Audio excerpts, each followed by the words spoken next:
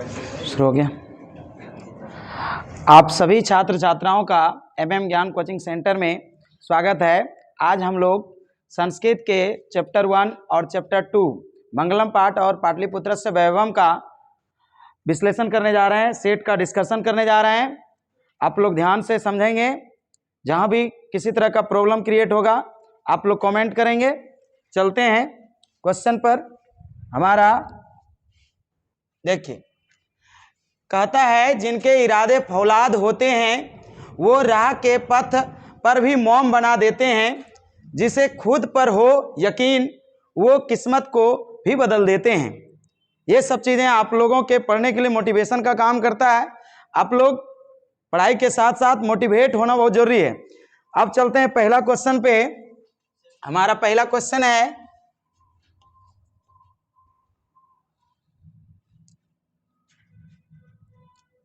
देखिए क्वेश्चन कहता है हमें कि पटना शब्द किस शब्द से बना है। सबको पता है, ये हमारा दूसरा चैप्टर का क्वेश्चन है पाटलिपुत्रस्य वैभवम का। चलिए देखिए, पटना शब्द किस शब्द से बना है, सबको पता है। ये दूसरा चैप्टर का क्वेश्चन है पाटलिपुत्रस्य वैभवम। इसमें हम बताए थे कि पटना में पटन देवी मंदिर है। कहाँ पर आई? पटना में है, सबको पता है। और पाटली जो है आपका, पाटली वहां पर पुष्प जो होता था, पाटली पुष्प की खेती होता था। इससे भी पटना का पाटलिपुत्र नाम पड़ा था इसका। ठीक है, शुरू में पटना का प्राचीन नाम जो था, गांव के रूप में जब था, तो इसका नाम क्या था? पाटिल ग्राम, क्योंकि वहां पर पाटल पुष्पों की खेती ज्यादा होता था। उसके बाद वहां पे प्राचीन काल में ही समुद्रगुप्त के समय में लगभग, मतलब गुप्त काल के शासन काल के दरमियान क्या हुआ, यहाँ पे हमारा जो है गंगा नदी के किनारे, गंगा नदी से नाव के द्वारा व्यापार वाणिज्य का विकास हुआ। इस कारण से इसका नाम पत्तन रखा गया। और पत्तन से ही हमारा नाम क्या पड़ा है? पटना पड़ा है। पटना पड़ा है पत्तन से, लेकिन पाटलिपुत्र पड़ा है किससे? पाटल पुष्प के कारण। पटना का कई सारा नाम है, जैसे कि आप लोग जानते हैं पटना का पहला नाम है पाटिल ग्राम, पाटिल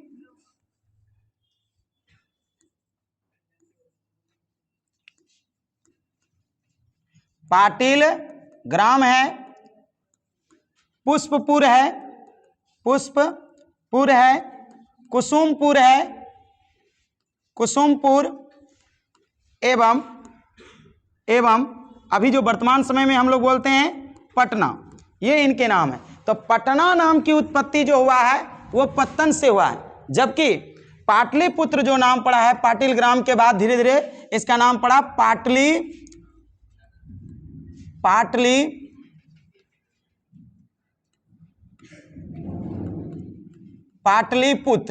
पाटलिपुत्र नाम अगर कहता किससे पड़ा है, तो वो किससे पड़ा है?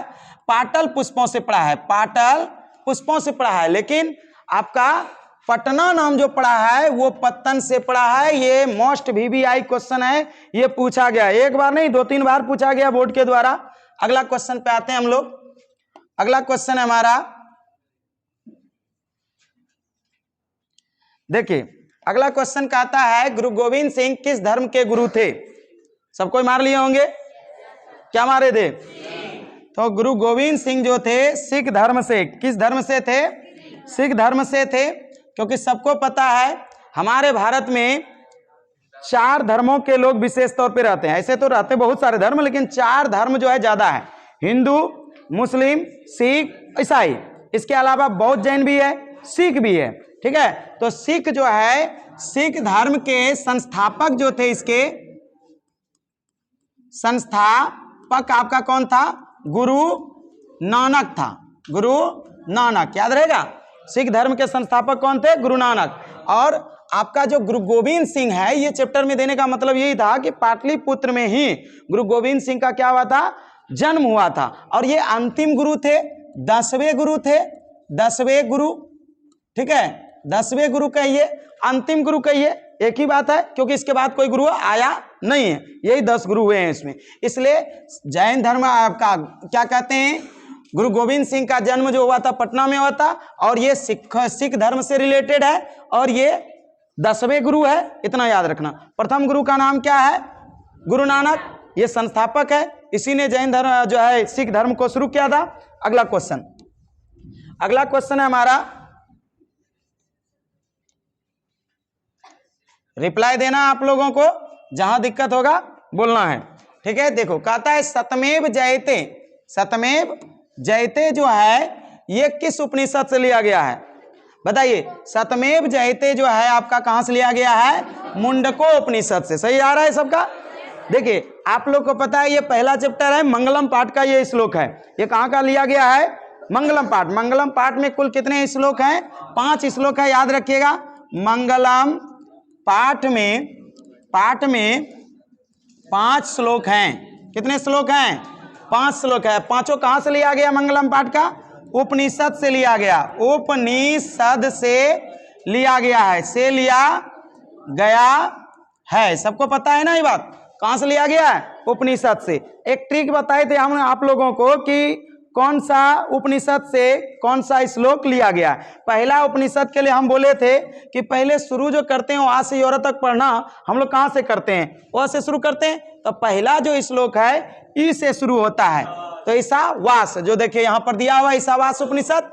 दूसरा जो है, दूसरा हम ओ के बाद क ख छ छ आते हैं, ऐसे करके आगे बढ़ते हैं। तो दूसरा श्लोक कौन सा होता है?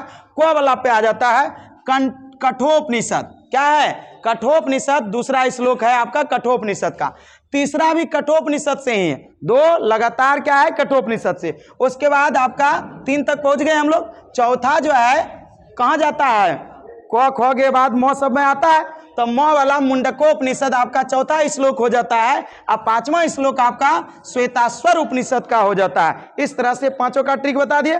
पहले कौन आएगा? हर्षई आएगा, हर्षई से ईसावास। उसके बाद क का नंबर लगेगा तो कठोपनिषद से होगा दूसरा। उसके बाद तीसरा क्या बताए? तीसरा भी कठोपनिषद, 2 तो कठोपनिषद है, सही से देख लेना। दूसरा और चौथा है, दूसरा या चौथा है, तो तीसरा चौथा मुंडकोपनिषद से नहीं है। आप थोड़ा सा ध्यान दीजिएगा। तो कठोपनिषद ही कई सारे किताब में दिया, आप जो एनसीईआरटी में दिया है आप थोड़ा सा ध्यान दे दीजिएगा। उसके बाद मुंडकोपनिषद है और उसके बाद श्वेतेश्वर उपनिषद है। इस तरह से 5 श्लोक है आपका। अब पांचों में पूछता है सतमेव जयते का मतलब क्या होता है? सतमेव जयते का मतलब क्या होता है? सत्य की ही जीत होती है, सत्य की ही जीत होती है। और ये भारत का क्या है? आप जितना भी पैसा वैसा देखते हैं, मुद्रा देखते हैं, भारत का चिन्ह देखते हैं, उसके नीचे लिखा रहता है सतमेव जयते, लिखा रहता है। तो सतमेव जयते हमारे राष्ट्र का बहुत ही इंपॉर्टेंट वाक्य है। तो बोला जाता है राष्ट्रीय वाक्य कौन है? तो आपका सतमेव जयते राष्ट्रीय वाक्य है। नेक्स्ट क्वेश्चन है आपका, ध्यान दीजिएगा।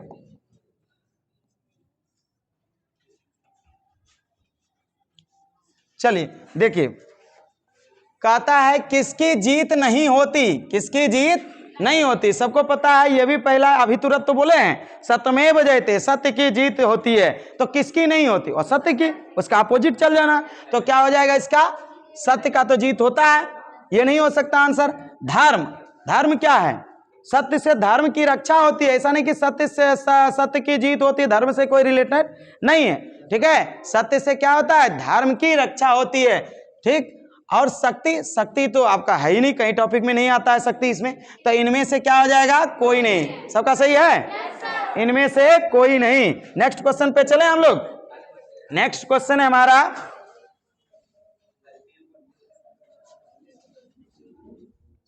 चलिए ध्यान दीजिएगा। कहता है पटना में गंगा नदी पर कौन सा सेतु बना है?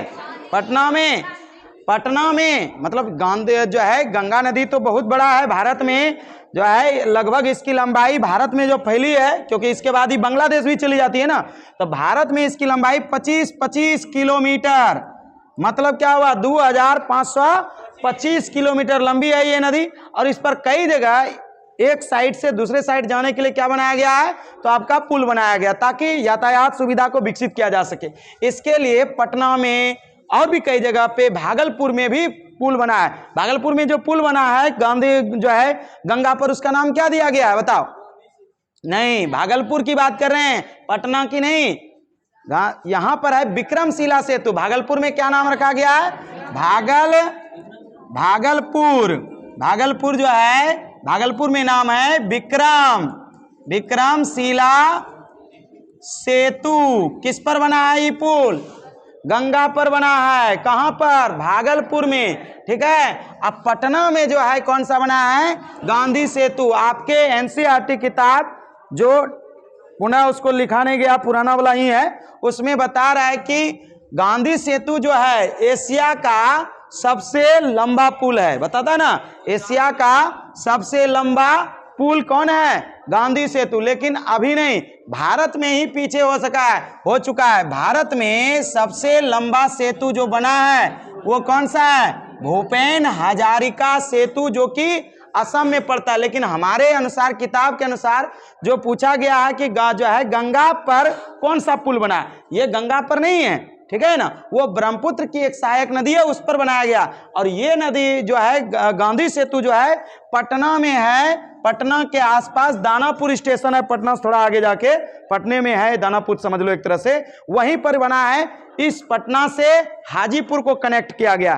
ठीक है, ये बहुत ही लंबी है, बहुत ही बिहार के लिए गौरवान्वित चीजें हैं, क्योंकि पूरे भारत में भूपेन हजारिका पुल से पहले हमारा ही ये बिहार का पुल सबसे लंबा हुआ करता था। किसी को दिक्कत यहां तक में? नहीं। अगला चले, तब अगला क्वेश्चन है हमारा,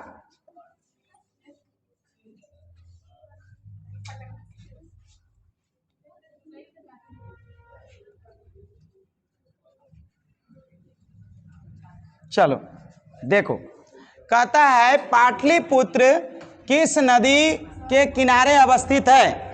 पाटलिपुत्र किस नदी के किनारे अवस्थित है? देखो, सबसे पहले हम अगर बात करें तो ये हमारा गंगा नदी है। क्या है? गंगा। और ये हमारा ऊपर की ओर क्या होता है? उत्तर होता है। और नीचे की ओर क्या होता है? दक्षिण होता है। क्या होता है? दक्षिण। चित्र में यही ना होता है जी, ऊपर की ओर उत्तर, नीचे की ओर दक्षिण। अगर बात करें तो गंगा नदी, अगर चित्र से बात करें तो आप देखोगे इधर से आता है और उस साइड में आपका पटना नहीं है। पटना क्या? इस साइड में। मतलब पटना के गंगा किस साइड में? उत्तर में। पटना के कौन साइड में है गंगा? उत्तर में। लेकिन अभी इसी को उल्टा के पूछ देता, गंगा के कौन दिशा में पटना? गंगा इधर है तो इसके इस साइड में पटना, मतलब दक्षिण में। अगर गंगा के किस दिशा में पटना है पूछे तो दक्षिण मारना, लेकिन पूछे कि पटना के किस साइड में है गंगा तो उत्तर मारना है। किसी को दिक्कत? क्या होगा आंसर बताइए? यहां पे पूछा है पाटलिपुत्र किस नदी के किनारे अवस्थित है, तो पाटलिपुत्र गंगा नदी के किनारे अवस्थित है, सबको पता है। ऐसे पटना से ही सटे कुछ जगह, कुछ दूरी पर आपका सोन नदी आके पटना में मिलता है। किधर से मिलता है? पटना के आसपास ही सोन नदी, तो दक्षिण की ओर से आकर मिलता है सोन नदी। सोन नदी कैसी नदी है? सोन नदी आपका जो है प्रायद्वीपीय नदी है। प्रायद्वीपीय नदी है। प्रायद्वीपीय नदी कौन सा है इसमें? सोन। गंडक की बात करें, गंडक तो हिमालय से निकल कर आती है, इसलिए ये कैसी नदी है? हिमालयी नदी है। किसी को दिक्कत यहां तक में? हिमालयी नदी कौन है? गंडक। लेकिन सोन हिमालयी नदी नहीं है। अब बता दो, गंगा हिमालयी नदी है या नहीं है? गंगा भी तो हिमालय से ही निकल कर आती है, तो गंगा भी हिमालयी नदी है। भारत की नदियों को दो कैटेगरी में रखा गया, एक हिमालयी नदी और एक प्रायद्वीपीय नदी। जो पठार उठार दक्षिण भारत की ओर से निकल कर आती है उसको कहा जाता है प्रायद्वीपीय नदी, और जो उत्तर भारत में जो है हिमालय से निकलती है उसको कहते हैं हिमालयी नदी। यहां तक में किसी की दिक्कत नहीं ना? नेक्स्ट समझते हैं हम लोग। अगला क्वेश्चन हमारा देखिए, तरीका से याद कीजिएगा तो बहुत मजा आएगा पढ़ने में, क्या कि छोटा छोटा चीज ना गलती करा देता है। अभी देखिए कैसे गलती किया होगा बहुत सारा बच्चा। क्या कह रहा है? राजशेखर का दो बार रिपीट हो गया है। राजशेखर का प्रमुख काव्य ग्रंथ कौन है? राजशेखर का जो प्रमुख काव्य ग्रंथ है, काव्य प्रकाश तो आप लोग के सिलेबस में कहीं नहीं सुनाए हम सुनाए हैं काव्य मीमांसा और कूटनीतिम ताक्ष्य, ये सुनाए हैं। नील दर्पण भी हमारे संस्कृत में कहीं नहीं आया, किताब है लेकिन हमारे संस्कृत के सिलेबस में नहीं सुनाए। आपको यही दो बात बता, दोनों एक ही अध्याय का है कि नहीं है? सबको पता है ये दोनों एक ही अध्याय का, तो याद रखे कैसे? काहे कि यहाँ राजशेखर का पूछ रहा है। एक तरीका बताएं, 100 बराबर होता है, 100 बराबर होता है, अर्थात उसमें शेखर आया राजशेखर में, और यहां देखो काव्य मीमांसा में 100 आया। इसका मतलब राजशेखर ने कौन सा लिखा है? काव्य मीमांसा। ईटो कूटनीतिम ताक्ष्य किसने लिखा है? दामोदर गुप्त ने लिखा है। किसी को दिक्कत इसमें? बोलो, अब कहीं दिक्कत होगा? यही दोनों में फंसा देता है, फंसता है कि नहीं सब कोई बच्चा? चलो नेक्स्ट देखते हैं। जो जहां पर फंसने लायक चीजें हैं, जहां तुम्हें दिक्कत आएगा, वही चीजों को हम दिए हैं क्वेश्चन में, और जो बार बार पूछा गया उसी को डाले हैं। ऐसा नहीं कि हम जॉन मान लिए वही दे दिए, ऐसा नहीं है। जो VVI लगता है उसी को दे रहे हैं हम, ठीक है? चलिए समझिएगा। अगला क्वेश्चन है हमारा, देखो कहता है सत्य का मुख, सत्य का मुख किससे ढका हुआ है? सत्य का मुख किससे ढका हुआ है बताओ भाई? सत्य का मुख किससे ढका हुआ है? ये पहला ही श्लोक था। क्या बताए थे? सत्य का मुख सोने जैसे पात्र से ढका हुआ। अगर संस्कृत में लिख दिया होगा तो देखिए संस्कृत में लिखा है क्या? एकदम लिखा हुआ है असत्य से, एकदम नहीं। असत्य से कहाँ ढका हुआ है जी? उसके बाद हिरण्मय पात्र से, एकदम यही बात है। इसी का हिंदी क्या है? सोने जैसे पात्र से। पात्र मतलब बता दो हमको क्या होता है? बर्तन। सांद्रा, सोने जैसे पात्र से क्या है? ढका हुआ है हमारा। उसी में 9वां क्वेश्चन भी आ गया है, तो 9वां क्वेश्चन को भी डिटेल कर लेते हैं हम लोग। किसके शासन काल में, किसके शासन काल में पाटलिपुत्र की रक्षा व्यवस्था अति उत्कृष्ट थी? बताइए। चंद्रगुप्त मौर्य के शासन काल में पटना जो था, पटना राजधानी नगर रहा है गुप्त काल का, मौर्य काल का। तो मौर्य काल के जो संस्थापक हैं, कौन से काल के, कौन से वंश के संस्थापक? मौर्य वंश के, साइलेंट रहो, मौर्य वंश के संस्थापक आपका कौन है? चंद्रगुप्त मौर्य। इनके गुरु का नाम बता दो कोई। गुरु का नाम क्या था? चाणक्य। चाणक्य, चाणक्य का एक बड़ा ही इंपॉर्टेंट बात था, एक तो बात कहा था, मनसा चिंतिता काया वाचा नए प्रकाशते मंत्रविद रक्षिते गुण्य कार्ये चपीना नियोजितम। आई बात को हर कोई इंसान को बिठा के रखना चाहिए कि मन में सोचे गए चीजों को किसी के सामने प्रकाशित मत करो। प्रकाशित करोगे ना, वो क्या करेगा? उसको होने नहीं देगा, सब सक्सेस करने में तुम्हारा रोड़ा उत्पन्न करेगा। इसीलिए हमें क्या करना चाहिए? कभी नहीं बताना चाहिए। चाणक्य ने ही इसको इतना महान बनाया था, सबको पता है बात। चलिए इस बात को समझ गए तो इसका आंसर क्या हो जाएगा? चंद्रगुप्त मौर्य। समुद्रगुप्त की बात करें तो ये गुप्त वंश से संबंधित। देखो यहां भी गुप्त है और यहां भी गुप्त है, ठीक है, लेकिन ये है मौर्य वंश का और ये है गुप्त वंश का। ये कौन वंश का? गुप्त वंश का महान सम्राट, भारत का नेपोलियन। इसका नाम क्या है? भारत का नेपोलियन। नेपोलियन है भारत का नेपोलियन। किसे कहते हैं? समुद्रगुप्त को। कुमारगुप्त का नाम जानता है? कुमारगुप्त ने क्या किया था? आप लोग बिहार में जाने होंगे एगो नालंदा विश्वविद्यालय। कौन सा विश्वविद्यालय? नालंदा। बिहार वालों ने दुनिया को 2 प्राचीन विश्वविद्यालय दिया। नालंदा विश्वविद्यालय जो कि नालंदा में है, और दूसरा विश्वविद्यालय विक्रमशिला विश्वविद्यालय जो भागलपुर के कहलगांव के पास है ना। इस तरह से ये कुमारगुप्त जो था, इन्होंने ही नालंदा विश्वविद्यालय को बनाने में सबसे बड़ा योगदान दिया था। इसके संस्थापक यही थे, याद रहेगा। चलिए अशोक के तो बात जानवे करते हो, एक पोता का नाम है अशोक, ठीक है। इसका बेटा था बिंदुसार और उसका बेटा था अशोक। बहुत ही इंपॉर्टेंट सम्राट रहा हमारे देश का। अगला क्वेश्चन पे आते हैं।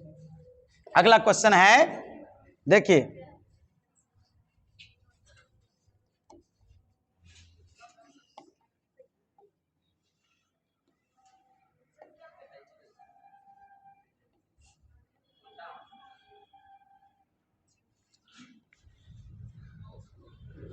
चलो ध्यान दो, इतना दूर तक दिख रहा है आप लोग को? देखिए कहता है सिखों के 10वें गुरु का नाम क्या था? सिखों के 10वें गुरु कौन थे या उसका नाम क्या था? अभी बताते हैं क्या बात है, मामला है। सिखों का ये जो बात कर रहे हैं हम, गुरु नानक का, ये तो प्रथम गुरु था। प्रथम गुरु था, याद रखना, ये प्रथम गुरु थे। गुरु यही संस्थापक भी थे, ठीक है। दूसरा तेग बहादुर, तुम लोग सुना होगा, बड़ा बहादुर है, 9 2 11 हो जाता है।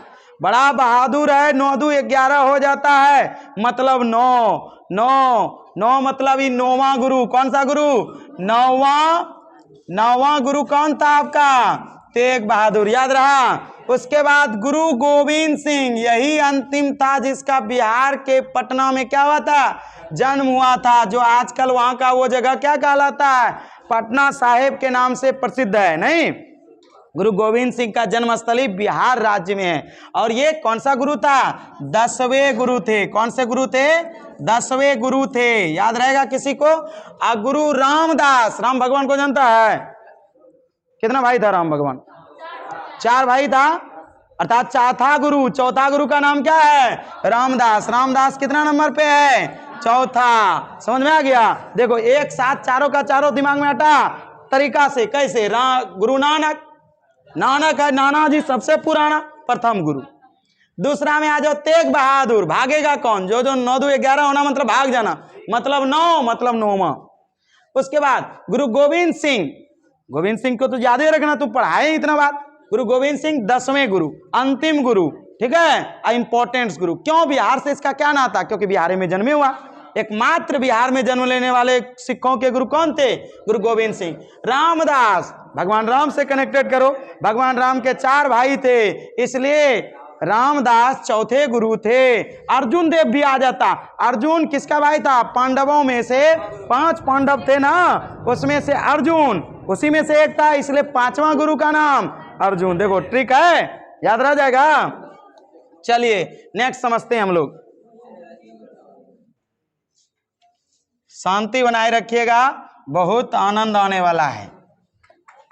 देखिए पाटलिपुत्र किस जनपद की राजधानी थी? इसमें मामला थोड़ा फंस गया होगा, तुम लोग को जनपद नहीं बताए होंगे। हिस्ट्री में जो पढ़ा होगा अच्छा समझना। जनपद कितना थे भारत में? 16। मध्यकाल में वैदिक सभ्यता जब खत्म हुआ तब जनपद का काल आया और हमारा भारत 16 जनपदों में बढ़ गया, 16 क्षेत्रों में बढ़ गए और 16 का अलग अलग नाम रखा गया जनपद का। उसी में अंग जनपद, अंग जनपद कहां पड़ता है? बांका, भागलपुर, मुंगेर, इसको कहते हैं अंग जनपद। ये कहां है? बिहार में है। इसकी राजधानी कहां थी? चंपा। कहां थी? चंपा। चंपानगर का नाम सुना है?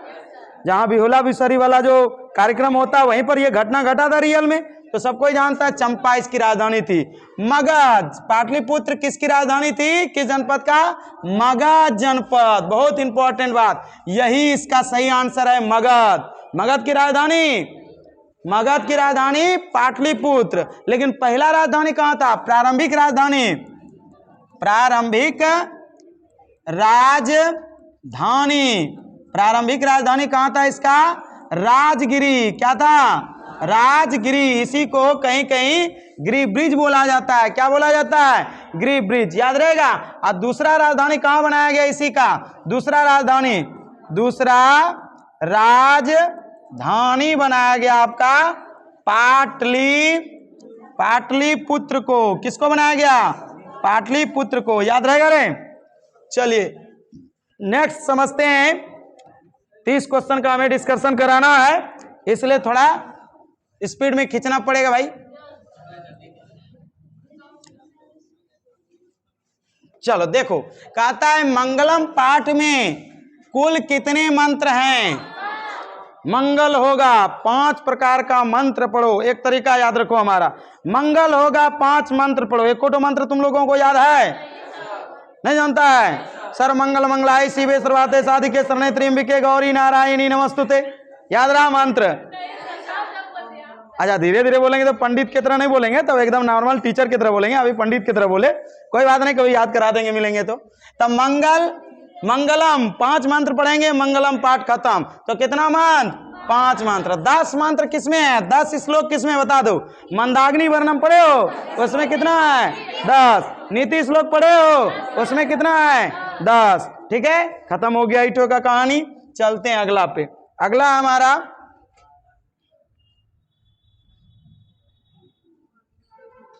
चलो देखो, इसका कहना है हिरण्येन, थोड़ा देखो संस्कृत लिखने में टाइपिंग मिसिंग है। हिरण्येन पात्रेण डैश डैश दृष्टे, यह मंत्र किस उपनिषद से उद्घृत है? मतलब किस मंत्र से लिया गया है? यह उपनिषद का जो मंत्र है कौन से उपनिषद से लिया गया? उपनिषद की संख्या, उपनिषद कितना है? 108। इसी का दूसरा नाम वेदांत। बताए थे हम आप लोगों को, वेदांत कहिए या उपनिषद कहे एक ही बात। वेदांग कितना है? वेदांग है आपका 6। वेद कितना? 4। पुराण कितना? पुराण 18। पुराण कितना है? ठीक है, चलिए बताइए, ये पहला ही श्लोक है, पहला ही श्लोक है मंगलम पाठ का, सबको याद होगा। तो अब मंगलम पाठ का ये पहला श्लोक कहां से लिया गया? ईशावास्य उपनिषद से। कहां से लिया गया है? ईशावास्य उपनिषद से। मुंडकोपनिषद से अभी बताए थे, सत्यमेव जयते मतलब सत्य की ही जय होती है। मुंडकोपनिषद का ही था ना। चलिए नेक्स्ट समझते हैं। अगला क्वेश्चन है, कृपया शांति बनाए रखें। आपके साथ साथ ऑनलाइन बच्चे भी जुड़े हुए हैं, वो भी देखेंगे वीडियो। का क्लास का बच्चा हल्ला करता है, कैसा सब बच्चा है। प्यार से पढ़ना चाहिए। पढ़ाई कोई हार्ड वर्क नहीं है, पढ़ाई एक सॉफ्ट वर्क है। मतलब कहने का दिमाग का खेल है, ना कि ताकत का खेल है पढ़ाई। कोई ताकत लगा देगा, अगर बाहुबली रहेगा तो क्या वो जल्दी पढ़ लेगा, और तुम अगर कमजोर हो तो तुम कमजोर से तो धीरे धीरे पढ़ोगे? ऐसा कुछ नहीं है। शांति से पढ़ना, शांति में ही सन्मति है। ठीक है, चलिए सुनिए। कहता है कि पाटलिपुत्र वैभव में किसका वर्णन किया गया है? सबको पता है पाटलिपुत्र नामे है, मतलब कौन सा? पटना। अब पटना कौन सी है? शहर। ऐसा नहीं ना, घटना घटने वाला जगह पटना है शहर। पटना कौन सी है? शहर। ठीक है, और ये कैसा का पाठ है? ये है निबंध, एक तरह से निबंध है। ये क्या है? निबंध है। गद्य के रूप में लिखा गया कि पद के रूप में? गद्य के रूप में लिखा गया है। चलिए इस पर ज्यादा डिस्कशन की जरूरी नहीं है, नेक्स्ट पे चलते हैं हम लोग। चलिए, पटना का इतिहास कितना साल पुराना है? सबको पता है। देखिए 2500 वर्ष। देखो कैसे, अभी दिखाते हैं कैसे आखिर 2500 वर्ष है। तुम लोग ये रट्टा मारा होगा ना जी, वहां तो साफ लिखा हुआ है, संस्कृत के इंट्रोडक्शन में लिखा हुआ है। अब देखते हैं यहाँ पे, हम जानते हैं कि पटना का स्थापना किसने किया था? उदयन ने स्थापना किया था पटना का। और उदयन हर्यक वंश के राजा थे। कौन वंश के? राजा हर्यक वंश के। और ये लगभग 490 के करीब में स्थापना किया था, ईसा पूर्व मतलब BC। ईसा के जन्म से भी 490 साल पहले इसका स्थापना हुआ था। किसका? पटना का। अब बोलो, इधर हो गया ईसा के जन्म से 2000 साल, और उधर 490 करीब 500 हुआ कि नहीं हुआ? इस तरह से कुल मिला के कितना? 2500। इधर 500 BC वाला और 2000 इधर वाला, कुल मिला के कितना हो गया? 2500 ईस्वी जो है 2500 साल या वर्ष। इतना वर्ष पुराना है इतिहास। कई सारे किताबों ने यह भी आंसर माना है, लेकिन रियली सोचो साइंस के दृष्टिकोण से कितना जोड़ जाड़ के बताएं, मैथमेटिकल दृष्टिकोण से, तो क्या होगा? 2500। ठीक है, ये 2 बार पूछा है बोर्ड एग्जाम ने, सोच लो। तो जितना दिए हैं सब प्रीवियस ईयर क्वेश्चन ही है।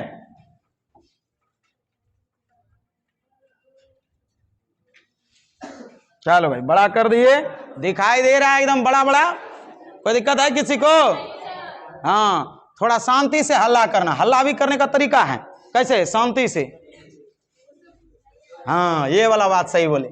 अब देखिए, दामोदर गुप्त ने किस काव्य की रचना किया था? अभी कुछ देर पहले इस तरह का क्वेश्चन हम दिए थे।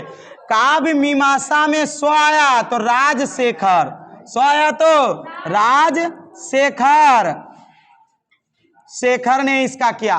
मुद्रा राक्षस का विशाख दत्त। कौन दत्त? विशाख दत्त, इसने लिखा था मुद्रा राक्षस नामक किताब। अब कोई कोई दिमाग लगाता है बच्चा वाला, मुद्रा राक्षस मतलब मुद्रा को खाने वाला, राक्षस खाता है बहुत ज्यादा। ऐसा नहीं है, किताब का नाम है। किसका नाम है? पुस्तक का नाम है जो लिखल है, इसमें बहुत अच्छा चीजें वही है। कूटनीतिम ताक्ष, यही बताए थे। कूटनीतिम ताक्ष किसने लिखा है?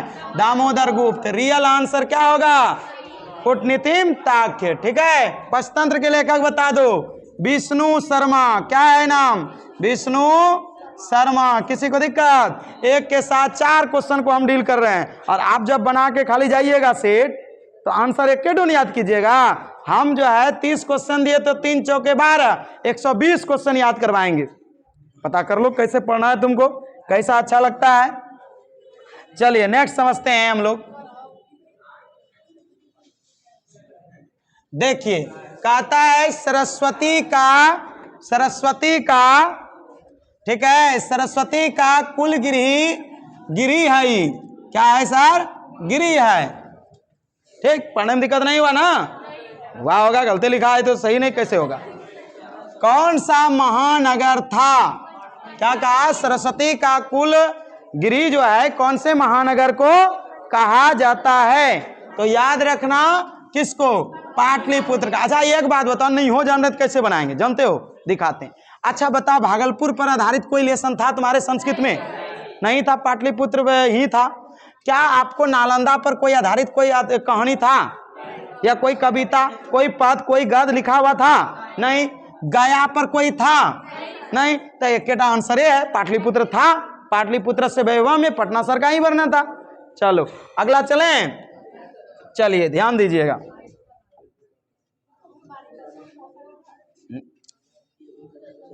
चलिए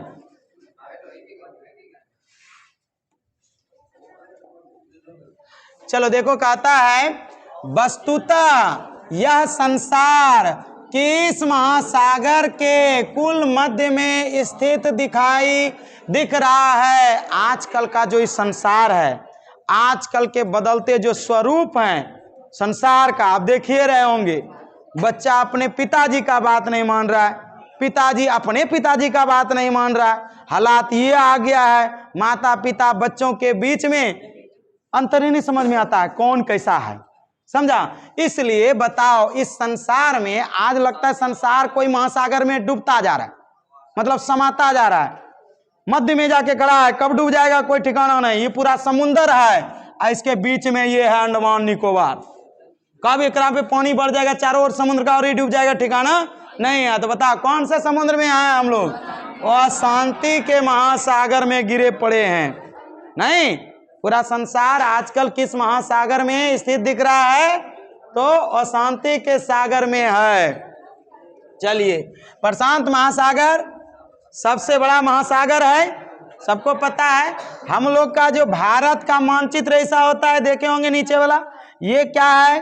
हिंद महासागर है। हिंद महासागर, हिंद महासागर है, इंडियन ओशियन। नहीं रे, अंग्रेजी भी तुम लोग जानता है जी। चलो देखो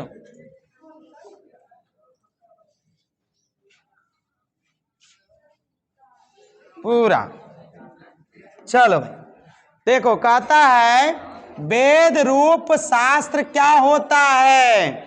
वेद रूप शास्त्र से कौन कौन मारा वो नित्य होता है? और नित्य नहीं, इसका आंसर क्या होगा? नित्य। नित्य मतलब नाचना होता है, नित्य नहीं है, नित्य मतलब हमेशा। क्या? हमेशा। ये नित्य मतलब हो गया हमेशा, मतलब वेद रूप जितना भी शास्त्र अभी तक लिखा गया हमेशा लिखा गया। जब भी शास्त्र वेदों पर आधारित लिखा गया। वेद हमारे पूरे वर्ल्ड का सबसे पुराना ग्रंथ है। सबसे पुराना ग्रंथ वेद, सबसे पुराना ग्रंथ वेद। याद रह जाएगा। असत्य किससे, सत्य से किसकी रक्षा होती है? सत्य से धर्म की रक्षा होती है। सत्य से धर्म की रक्षा होती है। चलिए कृत्य मतलब करने से क्या होता है? महान होता है आदमी। कोई काम करेगा अच्छा तो महान बनेगा, खराब काम करेगा तो गलत जगह पहुंचेगा। ठीक है, फिर पुलिस स्टेशन भी पहुंच जाएगा।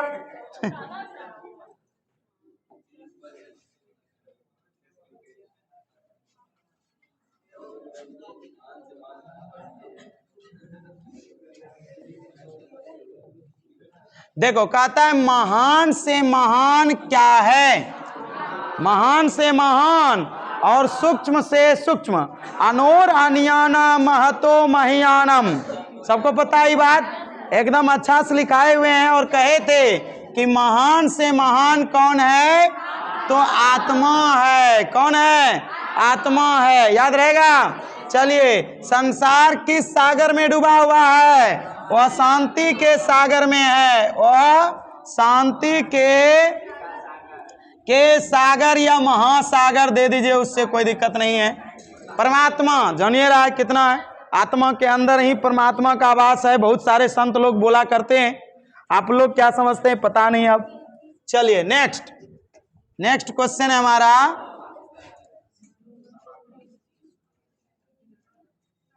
चलो देखो कहता है क्वेश्चन कि वह संपूर्ण संसार जिसके द्वारा अनुशासित है, पूरे संसार का रिमोट कंट्रोल किनके पास है?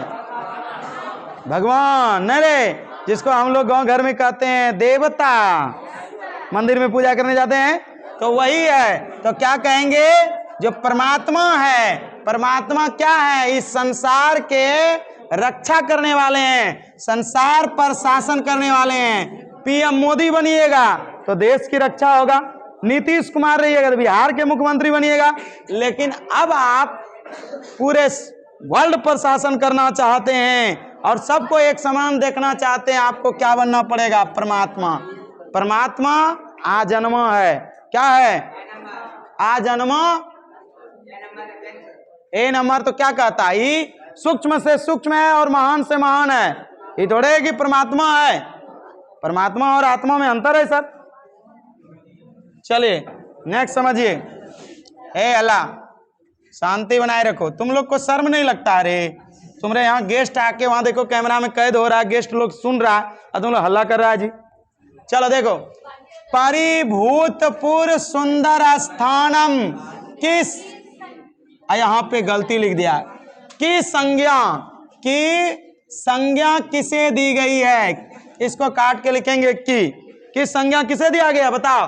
परिभूतपूर्व सुंदर स्थानम का मतलब हुआ कि भगवान इंद्र के स्वर्ग से भी बढ़कर कौन सा जगह है? हमारा पटना। क्या है? पटना है, यही है। ठीक है, पहला ही श्लोक जो लिखा गया है पाटलिपुत्र का, पहला श्लोक देखो, 2 श्लोक है उसमें। एगो विद्वान सबका जो परीक्षा लिया गया था उसका वर्णन किया गया, और एक बार पटना तिलक करने योग्य धरती है, सरस्वती का कुलगृह है, इसके बारे में बताया गया। इसलिए इसका आंसर क्या होगा? पाटलिपुत्र नगर या पटना नगर। कौन सा नगर?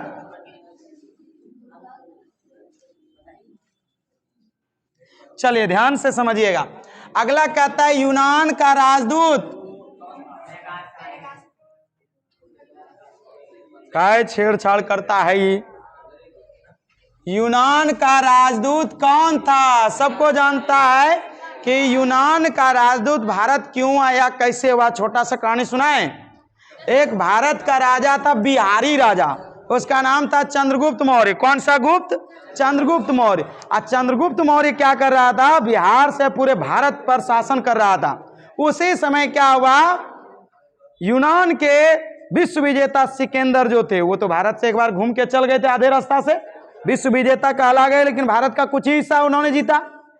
दोबारा उसका जो है उत्तराधिकारी सेल्यूकस निकेटर, उसने भारत पर आक्रमण करने के लिए आया कि चलिए अगर सिकंदर नहीं जीत पाए तो हम जीतेंगे। इसके लिए जब वो भारत आए, अब भारत में उसका युद्ध किसके साथ हुआ? चंद्रगुप्त मौर्य के साथ। और इस युद्ध में चंद्रगुप्त मौर्य ने क्या किया? सेल्यूकस निकेटर को हरा दिया। इसके बदले चंद्रगुप्त मौर्य का शादी सेल्यूकस निकेटर की बेटी कर्नालिया, या कहीं कहीं हेलेना कहता है, हेलेना से हो गया। किससे हो गया? हेलेना से। और उसने सोचा कि हम दुश्मन से अपनी बेटी का शादी करा दिए, कोई दिक्कत ना हो। इसके लिए उन्होंने क्या किया? एगो अपना राजदूत रख दिया इंडिया में। इसी राजदूत का नाम था मेगास्थानी। इसने क्या लिखा था? इंडिका नामक पुस्तक का रचना किया था। पुस्तक के लेखक थे, लेखक याद रहेगा। चलिए नेक्स्ट चलते हैं अगला क्वेश्चन पे।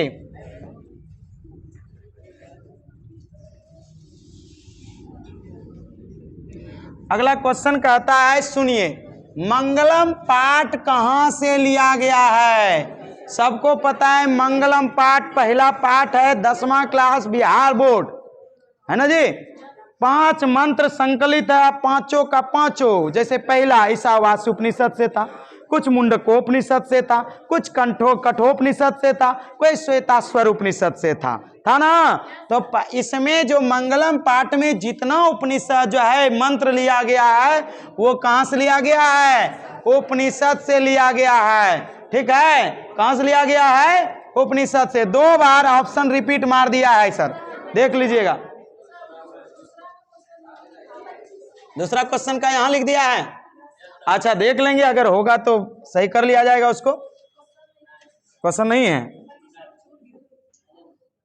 25 छूट गया। अच्छा आप लोग के सेट में होगा, आप लोग ध्यान दे दीजिएगा उस पर। सुनिए 26 नंबर पे चलिए। अभी देखिए, नदियों का नाम और रूप को छोड़कर, नदियां नाम और रूप दोनों का त्याग कर देता है। ठीक है, जैसे तुम कौन हो? स्टूडेंट। तुम्हारा नाम भी है कि हम विद्यार्थी हैं, लेकिन जैसे ही तुम यहां से बाहर निकलते हो और गुंडागर्दी करना शुरू करते हो, तुम अपना नाम को भी छोड़ देते हो और क्लास का ड्रेस भी खोल देते हो। ठीक है, नाम और रूप दोनों त्याग करके तुम क्या कहलाने लगते हो? गुंडा। आई एम गुंडा। ठीक है जी, यहाँ पे सुनो। तो उसी तरह से नदियां क्या करता है? नाम और रूप को त्याग करके कहाँ जाके विलीन हो जाता है? समुद्र में। जैसे आप गंगा नदी को देखते होंगे, चलते चलते कहाँ जाके मिल गया था? बंगाल की खाड़ी में। अच्छा, नाम था गंगा, मिला बंगाल की खाड़ी में, तो क्या वहां गंगा कह रहे हैं? क्या कह रहे हैं उसको? बंगाल की खाड़ी। समुद्र में मिल गया। क्या रूप देखे, गुण को भी देखे, दोनों बदल गया। यहां लगता था पीने में मीठा पानी, अच्छा लगता था पीने में, पीते थे हम लोग, लेकिन जब समुद्र में ही विलीन हो गया तब पीते थे, खारा लगता। मतलब स्वादों बदल गया, मतलब पूरा परिवर्तन। वैसे ही तुम लोगों का होगा। जैसे यहां से परीक्षा पास कर जाओगे, कौन टीचर है, कौन हमारा दोस्त, हम नहीं पहचानते, सब भूल जाओगे। नेक्स्ट अगला क्वेश्चन है, अंतिम पड़ाव पर हम लोग पहुंच चुके हैं, समझते जाइएगा। ठीक है, फिर मिलेंगे अगले दिन अच्छे क्वेश्चन लेकर के। इसी तरह से कौमुदी महोत्सव किस ऋतु में मनाया जाता है? अभी देखा बिहार में एक पर्व मनाए, ठंडी आने को था, छठ पूजा। ठीक है, तो ज्यादातर अच्छे पर्व छठ पूजा पर ही याद रख लो, ठंडी के सीजन में मनाए। कौन ऋतु में मनाते हैं हम लोग? शरद ऋतु में। कौन ऋतु में? अच्छा बताओ, ये पर्व कब शुरू हुआ था? गुप्त काल में। गुप्त काल में ये पर्व शुरू किया गया था। और गुप्त काल के पहले राजा कौन थे? श्रीगुप्त। कौन थे? श्रीगुप्त। इसके महान से महान राजा कौन हुए? समुद्रगुप्त, जिसको भारत का क्या कहते हैं? नेपोलियन कहते हैं। समझे बात को? नेक्स्ट पे चले, नेक्स्ट पे आ गए।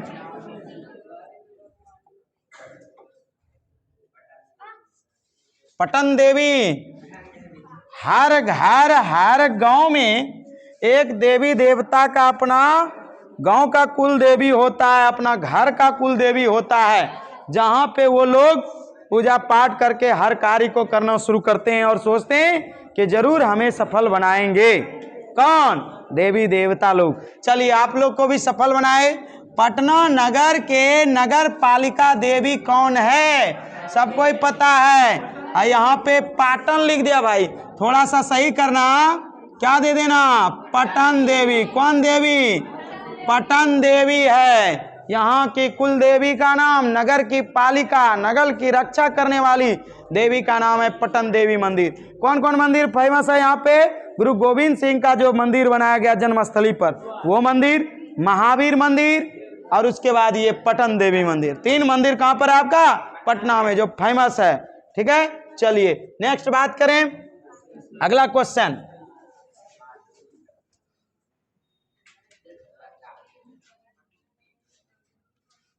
अगला क्वेश्चन कहता है हमें, देखो क्या कहा क्वेश्चन, कि पाटलिपुत्रं कस्य नदा तटे अवस्थितम अस्ति। लो भैया, अभी तक हिंदी में पूछ रहा था, 1-2 तो कभी कदार संस्कृत में पूछता है, कभी कदार ही नहीं, बहुत बार। हम लोग का जमाना था जब, तो ज्यादातर संस्कृत में क्वेश्चन आ रहा था, लेकिन अब देखते हैं कि हिंदी वर्जन करके दे रहा है और आसान कर रहा है। कहानी सुनो और फटाफट मार लो, एकदम आसान हो जाता, नहीं होता। तो एक दो ठो आता है जिसका थोड़ा सा संस्कृत में कन्वर्ट कर लीजिए। तो पाटलिपुत्र कस्य नदा तटे अवस्थितम अस्ति का मतलब है पाटलिपुत्र किस नदी के किनारे अवस्थित है, बताइए। अब हिंदी कर दे तो फटाफट बता दीजिएगा, क्योंकि आपकी भाषा में बोल दिए हम। तो कौन नदी के किनारे है? पटना नदी। पटना जो है गंगा नदी के किनारे अवस्थित है, ठीक है। और फल्गु का दूसरा नाम क्या है? निरंजना नदी। कौन सा नदी? निरंजना। और निरंजना नदी के किनारे क्या हुआ था? भगवान बुद्ध का नाम सुने हो, जिसने बौद्ध धर्म का स्थापना किया है, उसका वहां पे उनको ज्ञान की प्राप्ति हुई थी निरंजना नदी के किनारे, याद रहेगा। चलिए नेक्स्ट बात करते हैं। सोन नदी। सोन नदी कहाँ है जी? बिहार का प्रमुख नदी है, ठीक है, जो इधर से निकल के आती है मध्य प्रदेश की ओर से झारखंड होते हुए बिहार। अब बिहार में कहाँ मिलती है? बिहार में कहाँ मिलती है? गंगा में। कहाँ मिल जाती है? गंगा में मिलती है। चलिए नेक्स्ट लास्ट क्वेश्चन आज का है, आप लोग सही तरह से देख लीजिए।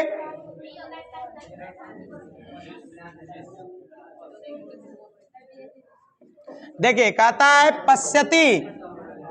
पश्यति, पश्यति का मूल धातु,